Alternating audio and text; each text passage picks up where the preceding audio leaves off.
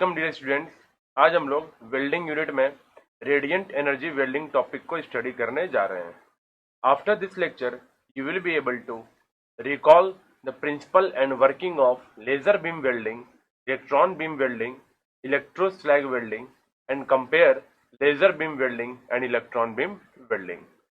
अगर इस टॉपिक की एग्जामिनेशन पॉइंट ऑफ व्यू से बात करें तो यहाँ से short, long and objective type question पूछे जाते हैं। अगर इस टॉपिक की दूसरे टॉपिक से लिंकेज की बात करें, जैसे कि हमने प्रीवियसली अभी स्टडी किया था different types of welding processes, soldering और ब्रेजिंग। अब ये कुछ स्पेशल टाइप ऑफ वेल्डिंग्स हैं। ये एक नया टेक्निक है जिसे हम रेडियंट एनर्जी वेल्डिंग बोलते हैं। इसके दो टाइप्स हैं, laser beam welding and electron beam welding. और तीसरा जो इलेक्ट्रोस्लैग वेल्डिंग प्रोसेस है, ये एक स्पेशल तरीके का वेल्डिंग प्रोसेस है। इसको भी हम डिटेल में अभी देखेंगे। चलिए सबसे पहले हम स्टार्ट करने जा रहे हैं कि ये लेजर बीम वेल्डिंग क्या होता है, इसका प्रिंसिपल क्या है, इसकी वर्किंग क्या है और इसके एप्लीकेशंस कहाँ यूज हम करते हैं। तो देखिए, ये लेजर बीम वेल्डिंग का इसमें प्रोसेस एक्सप्लेन किया गया है कि इसका प्रिंसिपल हमारा क्या है। तो होता क्या है कि ग्राउंड लेवल पे जब एटम्स होते हैं एट द ग्राउंड लेवल, तो उसको हम जेनॉन फ्लैश लैंप के थ्रू उन एटम्स को हम पंप करते हैं, मीन्स हम हाई एनर्जी देते हैं उन एटम्स को। जब वो एटम्स हाई एनर्जी पे उनको एनर्जी मिलेगा तो वो जो एटम्स हैं जो ग्राउंड लेवल पे हैं वो पहुंच जाएंगे अपर एनर्जी लेवल पे। सबसे पहले हमने क्या काम किया कि जेनॉन फ्लैश लैंप के through atoms at low level, ground level पे जो है उनको हम एनर्जी दे करके उनको हम पंप कराते हैं up to high energy level तक। जब एटम्स हाई एनर्जी लेवल पे रहेगा तो वो, क्योंकि बहुत ज्यादा एनर्जी उसके पास है, तो उस प्रोसेस में वहां पे अपर एनर्जी लेवल पे वो स्टेबल कंडीशन में नहीं रह सकता है। तो एटम्स चाहेगा कि हम फिर से ग्राउंड लेवल पे जाएं। तो जब एटम्स वापस अपने ग्राउंड लेवल पे आएगा तो वो जो कुछ एक्स्ट्रा एनर्जी लेकर के अपर एनर्जी लेवल पे बैठा हुआ है, तो कुछ अमाउंट ऑफ एनर्जी को रिलीज करता है। और वो जो एनर्जी रिलीज करता है that is in the form of photon, तो हम फोटोन एमिशन बोलते हैं। तो हमारा सबसे पहले एटम्स को पंप किया हमने जेनॉन फ्लैश लैंप के through up to high energy level, upper energy level. वहां से वो एटम फिर से वो मेटा स्टेबल स्टेट में आया, मीन्स उस स्टेट में जहां पे वो स्टेबल रह सके, तो उतने पे आने के लिए वो कुछ अमाउंट ऑफ एनर्जी रिलीज कर देता है, जिसको हम बोलते हैं फोटोन का एमिशन। ये मेटा स्टेबल स्टेट है, दिस इज ग्राउंड लेवल। तो जब यहाँ पे ये पहुंचा है तो कुछ एनर्जी को रिलीज किया है, फोटोन एमिशन को। इसी फोटोन एमिशन को हम लेजर बोलते हैं। अब ये लेजर एक रिफ्लेक्टिंग चैम्बर होता है, एक पूरा चैम्बर हम तैयार करके रखते हैं जिसके अंदर हमारे ये सारे एटम्स, फोटोन्स हैं, जो लेजर्स हैं, वो रिफ्लेक्ट होते रहेंगे। और उनको एक पॉइंट के थ्रू हम एक मैग्नीफाइंग ग्लास पे उसको हम डायरेक्ट करते हैं, एंड फिर उस मैग्नीफाइंग ग्लास के थ्रू और मिरर के थ्रू उसे हम वहां पे डायरेक्ट करेंगे जहां पे हमें वर्क पीस को वेल्ड करना है। ये हो गया कंप्लीट प्रोसेस। अगर इसका हम दूसरा डायग्राम देखें तो this is the working diagram of the laser beam welding. तो पिछला हमने प्रिंसिपल शो किया कि हमें फोटोन एमिशन जो है, जो लेजर है, वो है क्या, वो हमने वहां बताया, उसका प्रिंसिपल था। अब यहाँ पे हम स्टडी कर रहे हैं कि इसका पूरा का जो अरेंजमेंट है, ये पूरा सेटअप है, वो क्या होता है। तो देखिए, पहले एक चैम्बर है जिस चैम्बर में carbon dioxide, hydrogen and nitrogen के मिक्सचर को हमने रखा हुआ है। These are xenon flash lamps. ये लैंप्स हैं जिनके थ्रू हम अंदर जो एटम्स हैं उनको हम हाई एनर्जी प्रोवाइड करेंगे। जब ये हाई एनर्जी प्रोवाइड करेंगे तो ये जो एटम्स हाई लेवल तक पहुंचेंगे। फिर वो हाई लेवल तक नहीं रह पाएगा तो वो स्टेबल कंडीशन में आना चाहता है, तो वो कुछ अमाउंट ऑफ फोटॉन्स को रिलीज करेगा। वो फोटॉन्स को रिलीज करेगा तो एक साइड हम रिफ्लेक्टर लेंस लगा के रख सकते हैं जो 100% रिफ्लेक्टर होता है। मीन्स जो भी एटम्स या लेजर लाइट्स इस पे आके डायरेक्ट करेंगे वो कंप्लीटली रिफ्लेक्ट हो जाएगा चैम्बर में ही, तो इससे बाहर नहीं जा सकता है। दूसरे साइड एक लेंस लगा होता है जो 98% रिफ्लेक्टर होता है। इसके थ्रू अमाउंट ऑफ फोटॉन्स, कुछ अमाउंट ऑफ फोटॉन्स या लेजर यहाँ से हम बाहर पास हो जाएंगे, जो इसको क्रॉस कर जाएगा। फिर यहाँ अपने लगा के रखा है एक मिरर। वो मिरर के थ्रू उसी लेजर को हमने डायरेक्ट कर लिया किस पे, वर्कपीस पे। और जहां पे हमें वेल्ड करना है वहां देखिए हमने लेंस लगा के रखना है। वो लेंस हमारे पूरी लेजर लाइट को एक पॉइंट पे मैग्नीफाई करेगा, एक पॉइंट पे डायरेक्ट करेगा। और यहाँ हमने एक शील्डिंग गैस का अरेंजमेंट भी दिया हुआ है। यहाँ पंपिंग अरेंजमेंट है, पंपिंग अरेंजमेंट जिससे हम एटम्स को पंप करते हैं up to high energy level. These are the complete laser beam welding, इसके सेटअप्स है और प्रिंसिपल है। तो अगर हम समझें इसे, सबसे पहले हमने फ्लैश लैंप के थ्रू एटम्स को हाई एनर्जी लेवल तक पहुंचाया। जब हाई एनर्जी लेवल पे पहुंचा तो एटम्स वहां पे रुक नहीं पाएंगे, तो अपने स्टेबल कंडीशन में आना चाहेंगे। तो स्टेबल कंडीशन में आने के लिए उसे कुछ अमाउंट ऑफ एनर्जी जो वो गेन किया था वो रिलीज करना होगा, और जो एनर्जी रिलीज करता है वो फोटोन के टर्म में करता है। उसी फोटोन्स को हम लेजर बोलते हैं। जब वो फोटोन इस 98% रिफ्लेक्टर लेंस के थ्रू होते हुए आगे पास करेगा मिरर, और मिरर से हम डायरेक्ट करेंगे उस पूरे बीम्स को ऑन द लेंस। तो लेंस से वो पूरा जो लेंस पे जो भी आपका जो लाइट्स आ रहे हैं, जो बीम्स आ रहे हैं, उन पूरे बीम्स को वो क्रॉस कराता है, एक पॉइंट पे वो डायरेक्ट करता है, पॉइंट को डायरेक्ट करेगा एट दी वर्क पीस। तो इसी को, इस पूरे प्रोसेस को बोला जाता है दिस इज द लेजर। जो यहाँ से लेंस से जो आपके बीम्स निकल रहे हैं दैट इज लेजर। उस लेजर के थ्रू हमने यहाँ पे वेल्ड किया, हीट जनरेट किया। अब इसके एडवांटेजेस हैं। इसका जो हीट अफेक्टेड जोन होता है वो very very less, heat affected zone is negligible, क्योंकि पूरा का पूरा हीट आपने एक पॉइंट पे कंसंट्रेट करा के रखा है। जो आसपास के जो मेटल्स हैं वहां पे वो हीटिंग ट्रांसफर नहीं हो पाएगा, ट्रांसफर होता नहीं है, तो हीट अफेक्टेड जोन बहुत ही कम होता है। पहला चीज तो ये है। दूसरा, पूरा का पूरा हीट अगर एक पॉइंट पे अगर हमने उसको कंसंट्रेट किया हुआ है तो मोर depth of penetration, large amount of heat can be generated at a single point. तो पेनिट्रेशन अधिक होगा, टेम्परेचर बहुत अधिक मिलेगा, जिसका जो टेम्परेचर होता है it is almost more than 30,000 degree centigrade.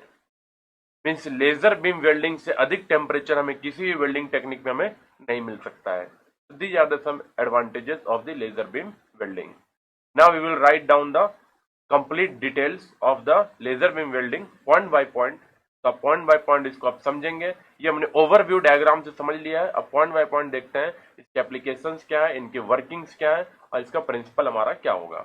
सबसे पहले इन लेजर वेल्डिंग जिसका जो मेजर प्रिंसिपल है वो यही होगा कि in laser welding a concentrated coherent light beam impinges at the desired spot to melt and weld the metal। तो लेजर वेल्डिंग में एक कंसंट्रेटेड कोहेरेंट लाइट बीम को हम इम्पिंज कराते हैं, उसको हम कंसंट्रेट कराते हैं एक पॉइंट पे जहां पे हमें वेल्ड करना होता है। और ये कोहेरेंट लाइट हमने बनाया कैसे था, इसको हमने जेनॉन फ्लैश लैंप की हेल्प से हमने एनर्जी देते हैं एटम्स को, वो हाई एनर्जी लेवल पे पहुंचाते हैं, फिर वो लो एनर्जी लेवल पे आता है स्टेबल होने के लिए, तो फोटोन को रिलीज करता है, उसी को बोलते हैं लेजर और फोटोन्स। और उन्हीं लेजर को हम कंसंट्रेट करा करके कोहेरेंट लाइट के फॉर्म में कन्वर्ट करके उसको हम वेल्ड कर लेंगे। नाउ नेक्स्ट स्टेटमेंट इज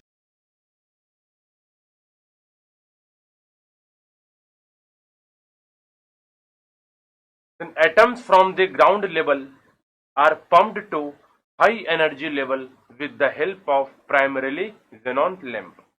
तो xenon लैंप के हेल्प से वो एटम जो ग्राउंड लेवल पे हैं उसको हम पंप कराते हैं up to high energy level, हम एनर्जी उसे देते हैं। तो जो एटम्स के पास हाई एनर्जीज हो जाता है तो वो हाई लेवल पे वो स्टेबल कंडीशन में नहीं रह पाएगा, क्योंकि उसकी एनर्जी बहुत ज्यादा है।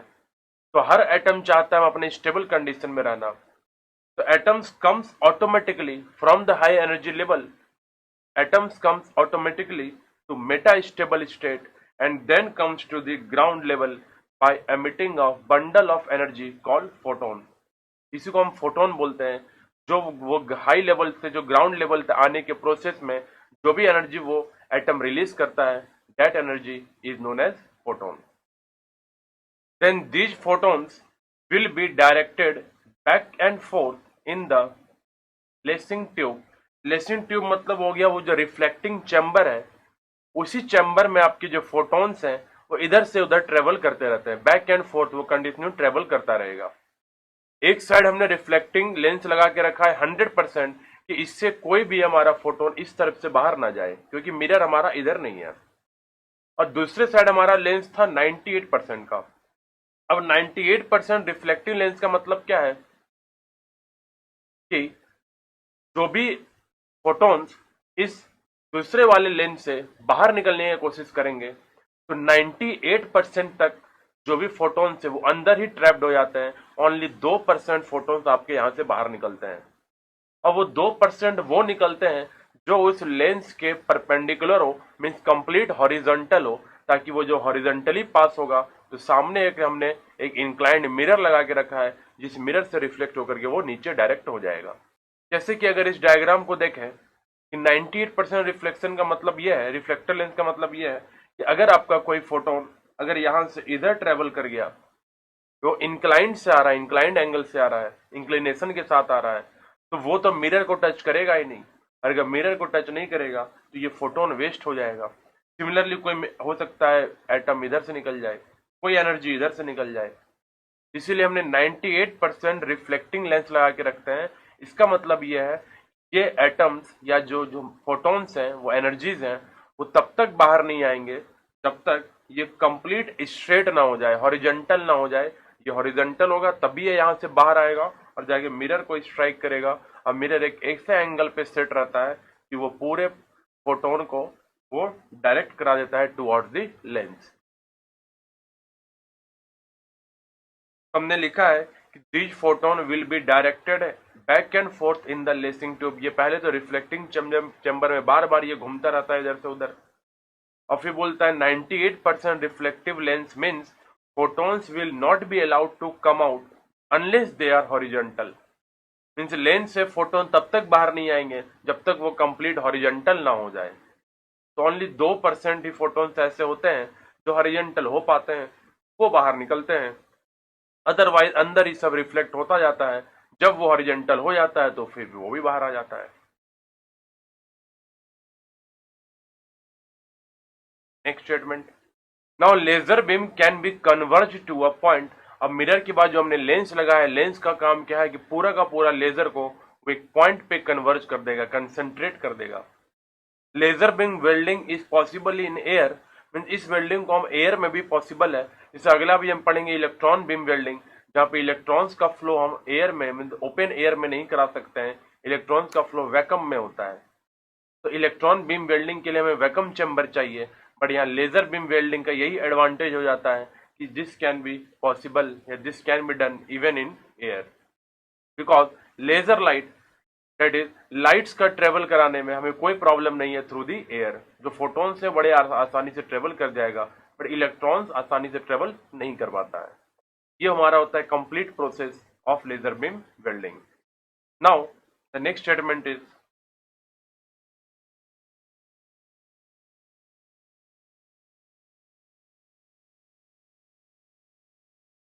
now the most useful laser for welding is the laser in which lacing medium is mixture of CO2, nitrogen and helium in the ratio of 1:1:10 at a pressure of 20 to 50 mm of mercury।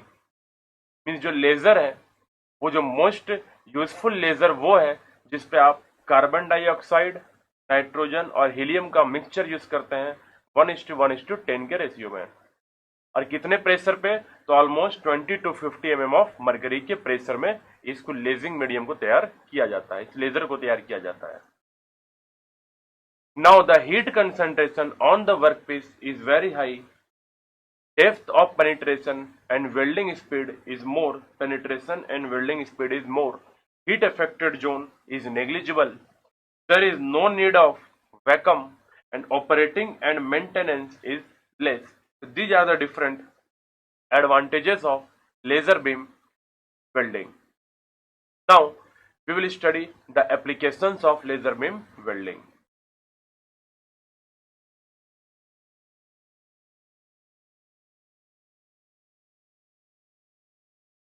The major applications of the laser beam welding is joining of aluminium, copper, high carbon steel (HCS is high carbon steel), titanium alloys। इसको use कहां पे किया जाता है? तो इन electronic industry,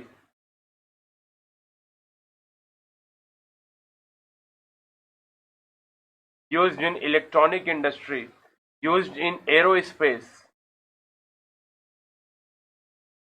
इन सब जगहों पे जहां पे मेटल्स जिसको वेल्ड करना है वो बहुत ही हार्ड मेटल्स हो, उनको वेल्ड कराने के लिए लेजर बीम वेल्डिंग का यूज किया जाएगा, like electronics, aerospace. Then I hope you have completely understood this process. तो अगर इसके एक सिंपल सा अगर हमें डायग्राम शो करना पड़े कि लेजर बीम वेल्डिंग का हम डायग्राम क्या शो कर सकते हैं, सबसे पहले आप एक साइड दिखाएंगे,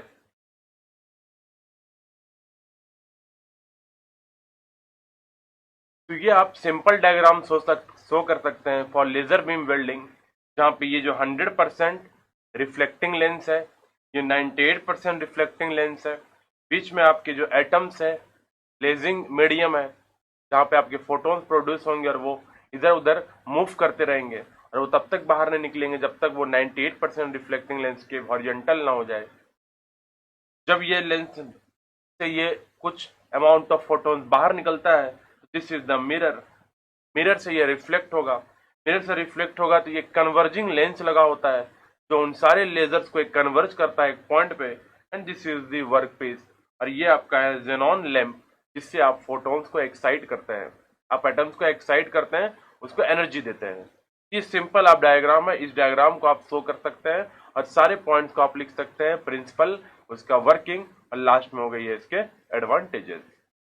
then I hope you have understood this laser beam welding. तो इसी के साथ हमारा पहला लर्निंग आउटकम अचीव हो गया, that is principle and working of laser beam welding. Now we will study the principle and working of electron beam welding.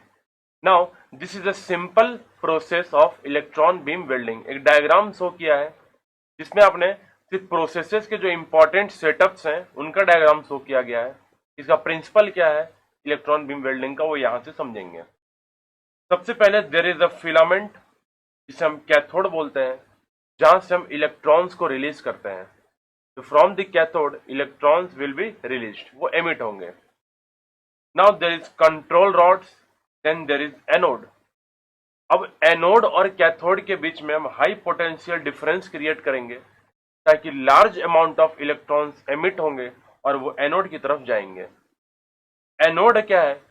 Anode से जो बहुत सारे इलेक्ट्रॉन्स यहां से बाहर निकलेंगे फ्रॉम द एनोड, ये कोई एक पार्टिकुलर डायरेक्शन में नहीं होगा, वो सारे इधर उधर इलेक्ट्रॉन्स मूव करते रहेंगे। तो फिर हम यहाँ पे एक पोजिशनिंग डायफ्राम देते हैं और उसके नीचे मैग्नेटिक फोकसिंग लेंस देते हैं।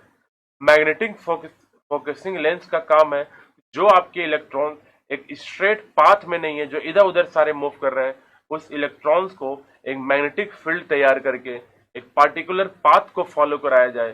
फिर वो एक पार्टिकुलर पाथ फॉलो करता है और जहां पे हमें वर्कपीस चाहिए वो उस पॉइंट पे उसे डायरेक्ट करा देता है। This is the electron beam welding. तो लेजर बीम वेल्डिंग में हमने लेजर को, फोटॉन्स को डायरेक्ट किया टू दी वर्कपीस। यहाँ पे हम कैथोड से इलेक्ट्रॉन्स को रिलीज कराएंगे, एनोड से होते हुए इलेक्ट्रॉन पास होगा और मैग्नेटिक फोकसिंग लेंस से उसे हम डायरेक्ट करते हैं टू दी वर्कपीस ताकि एक हीट जनरेशन हो सके, और हीट जनरेशन के बाद मेटल हमारा मेल्ट होगा, फ्यूज होगा और वर्कपीस आपका वेल्ड होकर के तैयार हो जाएगा। The basic process of electron beam welding. इसका जो टेम्परेचर होता है it is about 20,000 degree centigrade to 30,000 degree centigrade, पर लेजर बीम का जो टेम्परेचर था it is almost above the 30,000 degree centigrade. ये इलेक्ट्रॉन बीम का टेम्परेचर थोड़ा कम जनरेट होगा किसके रिस्पेक्ट में? लेजर बीम के रिस्पेक्ट में। सेकंड, ये जो पूरा का पूरा प्रोसेस है, क्योंकि यहाँ पे इलेक्ट्रॉन्स फ्लो हो रहे हैं, ये एक वैक्यूम में हमें करना पड़ता है, पूरा प्रोसेस वैक्यूम में हम इसको यूज करेंगे। अदरवाइज इलेक्ट्रॉन्स अगर आपके एयर मीडियम के साथ वो कोलाइड करने लगे तो इलेक्ट्रॉन्स का एनर्जी कम पड़ जाएगा। अगर इलेक्ट्रॉन्स का एनर्जी कम हो गया तो उतना दूर तक वो ट्रेवल होने से पहले ही वो एनर्जी हमारा वेस्ट हो गया, तो वेल्डिंग इफेक्टिवली हमारा नहीं हो पाता है। So this is the all the process about electron beam welding. Now we will write down the points related to electron beam welding. इसमें प्रिंसिपल देखना है हमें, वर्किंग देखना है और फिर एप्लीकेशंस एंड एडवांटेजेस देखने हैं। In electron beam welding, EBW is electron beam welding. A beam of electrons, E negative is electrons, is used to melt the metal where it has to be welded. जहां भी हमें metal को weld करना है वहां पे हम beam of electrons को यूज करते हैं. मीन्स बीम ऑफ इलेक्ट्रॉन्स को हम डायरेक्ट कराते हैं और उसी से हमारा वेल्डिंग तैयार हो जाता है. वो हीट जनरेट करता है, फिर मेटल फ्यूज होने के बाद वेल्ड तैयार होता है. And this is the principle of the welding.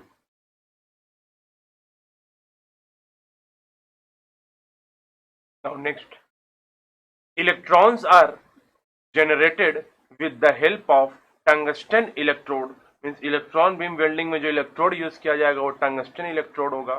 And cup shaped cathode directs the electron towards anode. सबसे पहले हम इलेक्ट्रॉन्स को जनरेट करते हैं टंगस्टन इलेक्ट्रोड के हेल्प से और फिर कैथोड जो होता है वो हमारे इलेक्ट्रॉन्स को डायरेक्ट कर देता है टुवर्ड्स द एनोड, जहां पे हमारा एनोड है.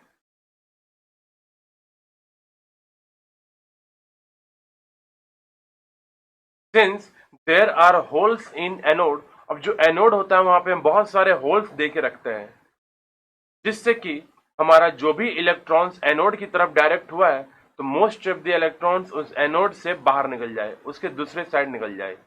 तो since there are holes in anode, major portion of the electrons will comes on the other side.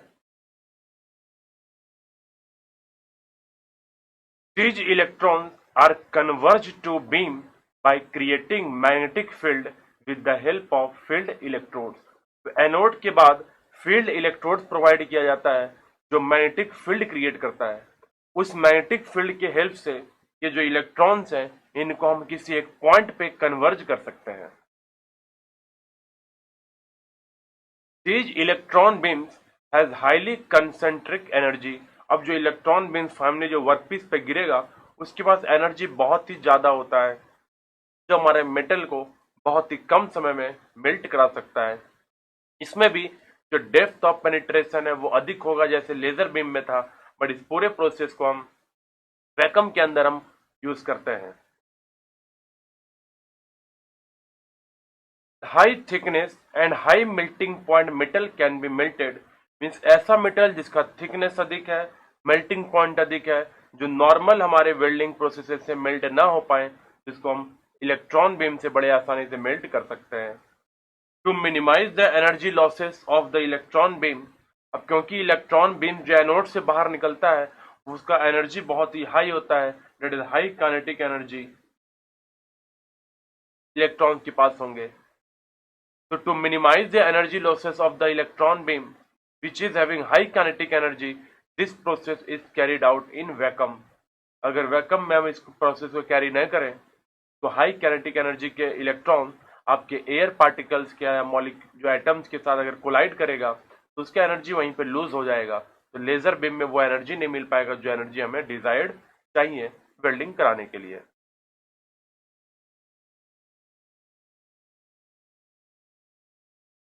Depth of penetration, welding speed is more, weld bed width and heat affected zone is less, but operating and maintenance cost is more. अब laser beam में भी depth of penetration अधिक था, welding speed अधिक था, HZ less था, weld Beed का width वहां पे भी लेस होगा. वेल्ड बीड विड्थ का मतलब है जो आप वेल्ड बीड है जो चौड़ाई होती है वो बहुत ही कम है, बहुत पतली सी होगी, एक पॉइंट को हम वेल्ड करा सकते हैं. बट यहाँ का जो ऑपरेटिंग और मेंटेनेंस कॉस्ट है वो हाई है क्योंकि आप यहाँ पे जो भी आप इक्विपमेंट्स या सेटअप्स यूज कर रहे हैं वो वेरी कॉस्टली इन नेचर. एक वैक्यूम क्रिएट करना, उसके अंदर एनोड हो गया, मैग्नेटिक फील्ड जनरेट करना, टंगस्टन इलेक्ट्रोड यूज करना, कैथोड से इलेक्ट्रॉन्स को रिलीज करवाना, ये सारे जो प्रोसेस हैं बहुत ही डिफिकल्ट प्रोसेस है. उसको ऑपरेट करना, मेंटेन करना बहुत ही कॉस्टली पड़ेगा. तो these are the different points related with electron beam welding. जहां पे हमने प्रिंसिपल देखा, इलेक्ट्रॉन्स की हेल्प से मेटल को हीट करते हैं.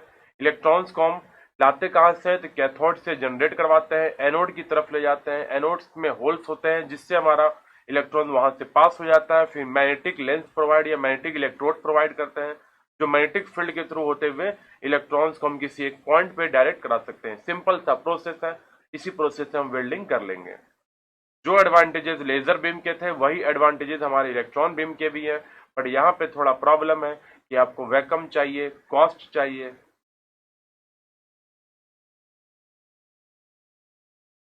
Now we will study about applications of electron beam welding. Electron beam welding के एप्लीकेशंस क्या है?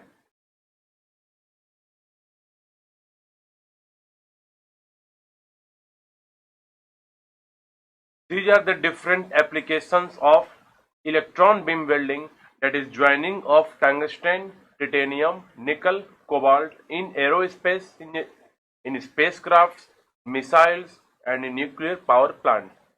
अब इतना कॉस्टली अगर हम वेल्डिंग प्रोसेस को यूज कर रहे हैं, इस टेक्निक को यूज कर रहे हैं, तो ऑब्वियसली हम ऐसे जगह यूज कर रहे होंगे जहाँ पे कॉस्ट हमारे लिए इम्पोर्टेंट नहीं है, बट हमारा एक्यूरेसी बहुत ही ज्यादा इंपॉर्टेंस रखता है। तो एक्यूरेसी बहुत ही ज़्यादा इंपॉर्टेंट हो जाता है कहाँ पे? जहाँ पे न्यूक्लियर पावर प्लांट्स में अगर आप डिजाइनिंग कर रहे हो, वहां पे अगर ज्वाइनिंग करना हो, मिसाइल्स हो जहाँ पे माइक्रो एमएम्स का भी अगर थोड़ा भी प्रॉब्लम क्रिएट हो गया तो there will be a big loss. Space crafts में, एरोस्पेस में, जहाँ पे हमारा जो ज्वाइनिंग है वो बहुत ही माइन्यूट होना चाहिए, का स्ट्रेंथ हाई होना चाहिए। जो मटेरियल्स यहाँ पे यूज किए जा रहे हैं वो सॉफ्ट मटेरियल नहीं है, दो वेरी हार्ड मटेरियल, टंगस्टेन, टिटेनियम, निकल, कोबाल्ट। तो इन सबको ज्वाइन करने के लिए हमें एक हेवी वेल्डिंग प्रोसेस का यूज करना पड़ता है, that is electron beam welding. यहाँ पे कॉस्ट इज नॉट इम्पॉर्टेंट, इसको यूज करना है तो तभी यूज करना है जब हमारी कॉस्ट मायने नहीं रखता हो। तो आई hope you have understood this electron beam welding process. अगर इसके सिंपल डायग्राम की बात करें, इलेक्ट्रॉन बीम वेल्डिंग में अगर आपसे पूछा जाए कि आप डायग्राम क्या ड्रॉ करेंगे, then we will draw the diagram here. इसी डायग्राम को आप वहां पे एग्जाम पे एक्सप्लेन कर सकते हैं अपने पेपर में। तो this is the simple diagram जो आपको इलेक्ट्रॉन बीम वेल्डिंग को एक्सप्लेन कर देना है। सबसे पहले एक कैथोड है, तो कैथोड यहाँ पे इलेक्ट्रॉन्स हैं जो टंगस्टन इलेक्ट्रॉन्स हो सकते हैं, जिससे हम इलेक्ट्रॉन्स को जनरेट करेंगे। और ये कहाँ गया? एनोड की तरफ। एनोड में बहुत सारे छोटे छोटे होल्स हैं, जिस होल से हमारा इलेक्ट्रॉन बाहर निकल जाएगा। जब ये बाहर निकलेगा तो ये इलेक्ट्रॉन्स इधर उधर मूव करेगा, तो उसको हम एक पार्टिकुलर डायरेक्शन देते हैं with the help of magnetic field या फील्ड इलेक्ट्रोड्स लगा करके। जो हमारा एक वर्कपीस पे इस पूरे इलेक्ट्रॉन्स को एक पॉइंट पे कंसंट्रेट करा देता है, और जो पूरा ये इलेक्ट्रॉन बीम जो एक पॉइंट पे आता है, जो हमारा हीट जनरेशन होगा बहुत ही ज्यादा होगा, और आसपास का मेटल हीट नहीं होगा, heat affected zone is less. So I hope you have understood this electron beam welding process. इसी के साथ हमारा दूसरा लर्निंग आउटकम अचीव हो गया, that is principle and working of electron beam welding. Now we will study about electroslag welding. And this is the diagram for electroslag welding। इस diagram में है क्या कि सबसे पहले दो प्लेट्स हैं, this is plate number 1, this is plate number 2। जैसे एक ये प्लेट है और इसी के साथ एक दूसरा प्लेट ये है। तो इलेक्ट्रोस्लैग वेल्डिंग का जो मोस्ट इंपॉर्टेंट पार्ट है कि जो इसको हम वेल्डिंग करते हैं वो बॉटम से लेके हम ऊपर धीरे धीरे ऊपर की डायरेक्शन में वेल्डिंग करते हैं। मीन जो इसका वेल्डिंग का डायरेक्शन होगा वो वर्टिकल डायरेक्शन में अपवर्ड होगा। तो सबसे पहला वेल्ड आपका सबसे नीचे होगा। अब जैसे जैसे हम ऊपर बढ़ते जाएंगे वेल्डिंग बढ़ता चला जाएगा। देखिए इधर के पोर्शन में क्या दे रखा है आपको? कंप्लीटेड वेल्ड, मीन नीचे वेल्डिंग हो चुका है, अब हम ऊपर धीरे धीरे बढ़ रहे हैं। This is wire spool. Wire spool कुछ नहीं है, कंटिन्यूअस इलेक्ट्रोड वायर है। मीन्स यहां से कंटिन्यूअसली हमारा जो इलेक्ट्रोड है वो यहाँ पे कंज्यूम होता जाएगा। There is a consumable electrode. अब पावर सप्लाई देते हैं, तो एक पावर सप्लाई हमने कनेक्ट कर रखा है इलेक्ट्रोड के साथ, और दूसरा पावर सप्लाई कनेक्टेड है हमारा प्लेट के साथ। नाउ जब हम सबसे पहले उस इलेक्ट्रोड वायर को ये आर्क वेल्डिंग में, ये पहला जो प्रोसेस है ये आर्क वेल्डिंग से स्टार्टिंग होता है। होता क्या है कि जब हम इलेक्ट्रोड को बॉटम सरफेस पे वर्कपीस के साथ टच कराते हैं तो वहां पे आर्क जनरेट होता है, और जैसे ही आर्क जनरेट होता है मटेरियल हमारा वहां पे मेल्ट करना शुरू होगा, फिर फ्यूजन स्टार्ट हो जाएगा। तो जैसे जैसे हम ऊपर बढ़ेंगे वेल्डिंग कंप्लीट होता जाएगा, और हम वायर को ऊपर धीरे धीरे इंक्रीज करते जाते हैं, वो कंज्यूम भी कंटिन्यूअस होता रहता है। नाउ जब ये ऊपर बढ़ता जाएगा, there is a molten slag. अब ऊपर में क्या दिखा रहा है? मोल्टेन स्लैग दिख रहा है। And this is solidified metal, ये आपका हो गया सॉलिडिफाइड मेटल। ये साइड्स में हम कॉपर सू प्रोवाइड करके रखते हैं। तो ये जो पूरा जो शेडेड पोर्शन आपको दिख रहा है, दिस इज कॉपर सू।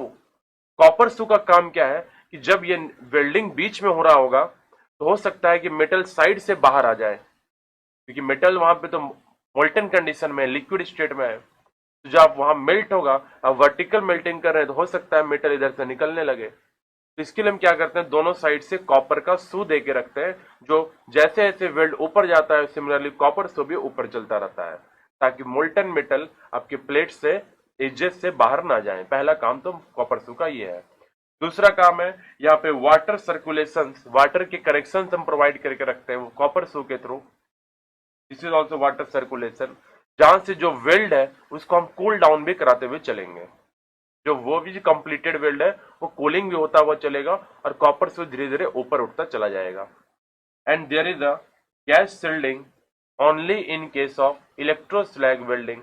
अगर इलेक्ट्रोस्लैग वेल्डिंग कर रहे हैं तो या इस पॉइंट से यहाँ पे गैस का शिल्डिंग भी प्रोवाइड किया जाता है। ये तो कंप्लीट होता है आपका इलेक्ट्रोस्लैग वेल्डिंग। एक बात और ध्यान रखना है, इलेक्ट्रोस्लैग वेल्डिंग में जो आर्क जनरेट हुआ, सबसे पहले हम आर्क जनरेट कराते हैं बॉटम सरफेस पे, तो वो होता है आर्क वेल्डिंग का प्रोसेस। Plus there is a combination of arc plus resistance welding. Resistance welding क्या है कि जो इलेक्ट्रोड है और आपको जो मोल्टन मेटल है वो उसके बीच में एक गैप बन जाता है, एयर गैप। उस एयर गैप से एक जो इलेक्ट्रोड, जो करंट फ्लो हो रहा है वो करंट फ्लो नहीं हो पाएगा, तो देयर इज अ रेजिस्टेंस, और उस रेजिस्टेंस के कारण वहां पे हीट जनरेट होता है। तो आर के साथ हम यहाँ पे रेजिस्टेंस वेल्डिंग का भी यूज करते हैं। तो इलेक्ट्रोस्लैब स्लैग वेल्डिंग का जो प्रोसेस है, इसके दो प्रिंसिपल पे बेस्ड है। फर्स्ट इज आर्क वेल्डिंग पे बेस्ड है और दूसरा हमारा रेजिस्टेंस वेल्डिंग पे बेस्ड है। आर्क वेल्डिंग में सबसे पहला आर्क हमने जो सबसे इनिशियल में जो मेल्ट कराया मेटल को, वो आर्क के हेल्प से कराया। जैसे जैसे हम ऊपर जाना शुरू हुए, अब जो मेटल हमारा मेल्ट होगा that is due to resistance welding. And this is the basic principle of electroslag welding. Now we will write down the points related with electroslag welding. So electroslag welding, for joining of high thickness plates up to 50 to 200 mm in vertical position end to end, this technique is used। ये बहुत ही important term है या function है इलेक्ट्रोस्लैग welding का, कि दो thick plates को अगर हम बॉटम एंड से लेके टॉप एंड तक वेल्ड करना चाहते हैं वर्टिकल पोजीशन में, तो इलेक्ट्रोस्लैग वेल्डिंग का यूज किया जाएगा। और थिकनेस ऑफ द प्लेट कितना होता है? ऑलमोस्ट 50 से हम 200 mm तक के प्लेट्स को वेल्ड कर सकते हैं। Now the arc is generated between workpiece and electrode. ये जो वर्कपीस था और एक इलेक्ट्रोड था, इलेक्ट्रोड स्पूल, उनके बीच में हम कांटेक्ट कराते हैं, और जैसे ही ये कांटेक्ट होता है आर्क जनरेट होता है, and due to that arc heat will be released, और उसी हीट से हमारा मेटल फ्यूज होता है। Now, by melting the electrode and the workpiece, liquid metal is produced and it will react with the flux and produce a slag। तो जो आप workpiece और इलेक्ट्रोड के बीच में जो आर्क जनरेट किए, उस आर्क से आपका इलेक्ट्रोड और वर्कपीस दोनों ही मेल्ट होना शुरू हो जाएगा, और जो लिक्विड मेटल फिर प्रोड्यूस होता है। और जो ये लिक्विड मेटल जो प्रोड्यूस हुआ, उसके बाद हम फ्लक्स भी दे रहे हो आप, अब फ्लक्स के साथ जो आपका लिक्विड मेटल है जब वो रिएक्ट करता है तो वहां स्लैग बनता है, और स्लैग क्या है, वो आपके फ्लक्स के ऊपर जो मोल्टन पूल है उसके ऊपर फ्लोट करने लगेगा। तो जैसे जैसे by increasing the height of the liquid metal, आप क्या करेंगे, लिक्विड मेटल को आप उस पूरे वर्टिकल पोजीशन में उसकी हाइट बढ़ाते जाएंगे, क्योंकि आर्क तो वहां पे कंटिन्यूसली चल रहा है। जो आर्क है तो मेटल को फ्यूज करा रहा है, आपका मेटल क्या हो रहा है, मेल्ट हो रहा है, इलेक्ट्रोड भी मेल्ट हो रहा है, और फ्लक्स के साथ रिएक्ट करने के बाद स्लैग का फॉर्मेशन हो रहा, तो लिक्विड मेटल का कॉलम जल्दी जल्दी बढ़ना शुरू हो जाएगा। तो बोल रहा है by increasing the height of the liquid metal के वर्टिकल कॉलम में अगर हम लिक्विड मेटल को बढ़ा दें, when the slag is in contact with electric arc, वो जो आर्क था उसके कांटेक्ट में जैसे ही स्लैग आता है, due to short circuit, then arc will be extinguished. तो ये आपका हुआ प्रोसेस। सबसे पहले आर्क को हमने जनरेट किया, आर्क जनरेट हुआ तो मेटल और आपका इलेक्ट्रोड दोनों मेल्ट होना शुरू हुआ। जब लिक्विड मेटल मेल्ट होना शुरू हुआ तो वो फ्लक्स के साथ रिएक्ट करा के स्लैग बनाता है, और आपको पता है स्लैग हल्का वेट का होता है, लेस डेंसिटी का होता है, तो लिक्विड मेटल के ऊपर फ्लोट करेगा। जब ये लिक्विड मेटल के हाइट जल्दी जल्दी बढ़ना शुरू हो जाएगा, तो जो स्लैग है वो आर्क के साथ जैसे ही टच में आएगा तो आपका जो आर्क है वो क्या होगा, एक्सटिंग्विश हो जाता है, खत्म हो जाता है। क्योंकि आर्क को मेंटेन रखने के लिए कांस्टेंट आर्क लेंथ चाहिए। जब आर्क लेंथ रहा ही नहीं, क्या हो गया, आर्क खत्म हो गया। अब तक जो भी लिक्विड मेटल मेल्ट किया, जो भी मेटल आप मेल्ट कराए हैं, वो किसके हेल्प से कराए हैं, ड्यू टू आर्क। तो इसको हम आर्क वेल्डिंग का प्रिंसिपल देखेंगे। यहां तक जो हमारा प्रिंसिपल कौन सा चल रहा था, आर्क वेल्डिंग का प्रिंसिपल चल रहा था। अब इसके बाद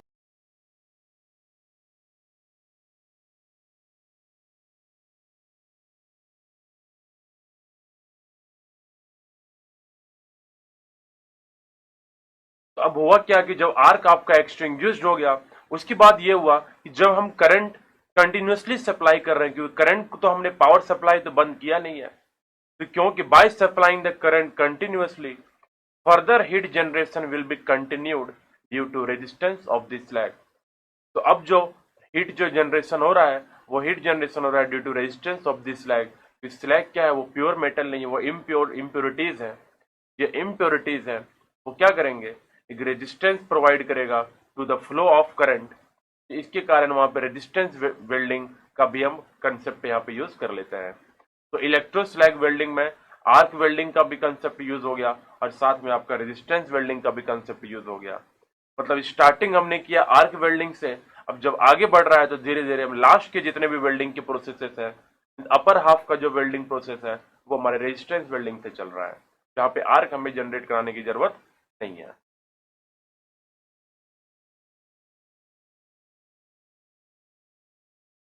And the liquid metal will start solidification from bottom to top in vertically upward direction। ये हमने पहले ही आपको बताया था, जो लिक्विड मेटल नीचे से सॉलिडिफाई होना शुरू होता है और धीरे धीरे ऊपर वेल्डिंग होता हुआ चला जाता है, तो वेल्डिंग का जो डायरेक्शन है वो वर्टिकल अपवर्ड डायरेक्शन है। तो this is the principle and working of electroslag welding.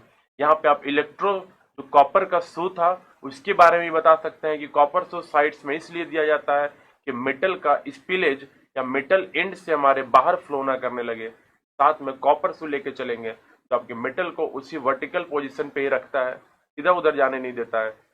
और कॉपर शू में हम वाटर का सर्कुलेशन का सिस्टम भी प्रोवाइड करा के रखते हैं, कि हमारा जो वेल्ड पूल है, जो मेटल है, वो कूल डाउन भी होता चले। Now we will study about the applications of the electroslag welding.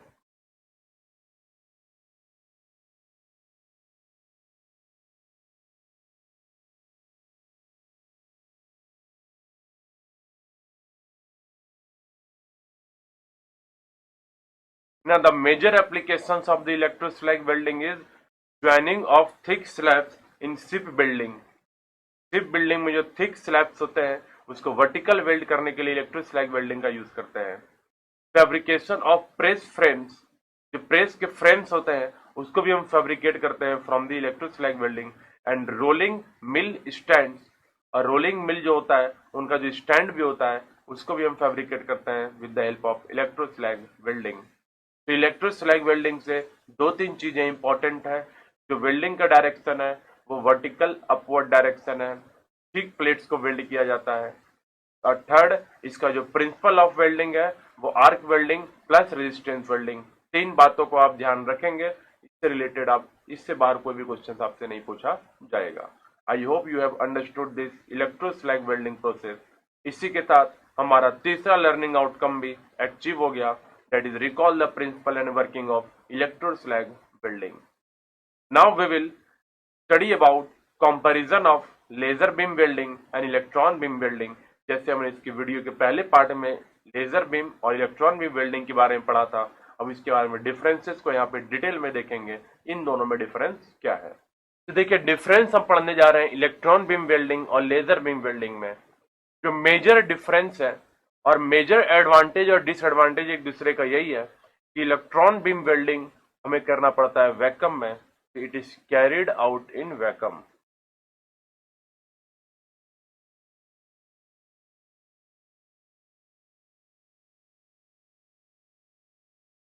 But in laser beam welding हमें वैक्यूम की जरूरत नहीं है.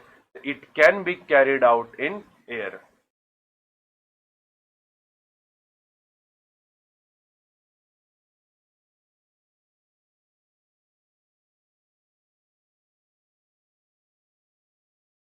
In the electron beam welding, electrons are directed to the workpiece. के नाम ही सजेस्ट करता है इलेक्ट्रॉन बीम मीन्स बीम किसका, इलेक्ट्रॉन्स का. But in laser beam, laser beams are directed to workpiece.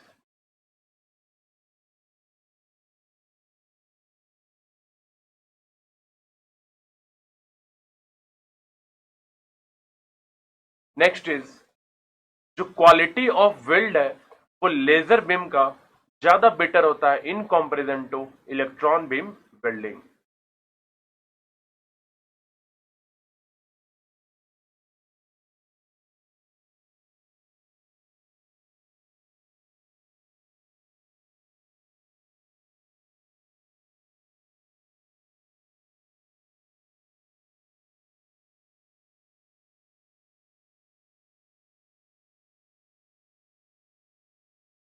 Then quality of the weld is less than in laser beam welding, or in laser beam welding quality of weld is more than electron beam welding. In electron beam welding there is a generation of X-rays, but in laser beam welding it does not generate X-rays. Laser beam welding का जो heat flux है और जो temperature है is more than electron beam welding. Temperature is more than 30,000 degrees centigrade, but in electron beam welding, temperature is 20,000 to 30,000 degree centigrade.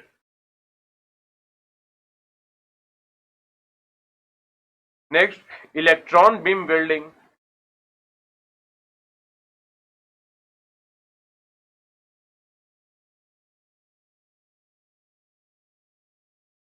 Electron beam welding is more complex and costlier. इसके जो setups हैं वो costly है और ये जो process भी है वो कॉम्प्लेक्स होता है. But in laser beam welding process is small और सिंपल.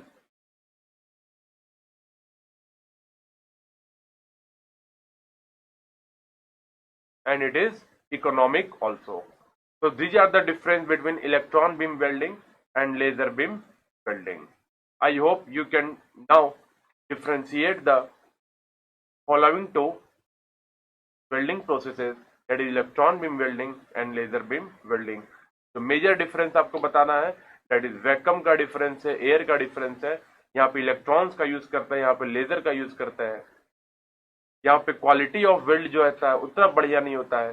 यहाँ पे क्वालिटी ऑफ वेल्ड अधिक होगा, मोर पेनिट्रेशन, मोर डेप्थ, सब कुछ लेजर बीम वेल्डिंग में बेटर होगा. इलेक्ट्रॉन बीम में क्योंकि इलेक्ट्रॉन्स फ्लो कर रहे हैं तो देयर इज अ चांस कि एक्सरे का जनरेशन हो, बट लेजर बीम में अगर लाइट फ्लो करता है there is a no generation of X-rays. इसका टेम्परेचर और हीट फ्लक्स कम होता है, but here temperature is more. Electron beam welding is more complex और costlier, but laser beam welding is simple and economic in nature. I hope you have understood the difference between electron beam welding and laser beam welding. इसी के साथ हमारा दूसरा learning outcome भी achieve हो गया, that is compare laser beam welding and electron beam welding.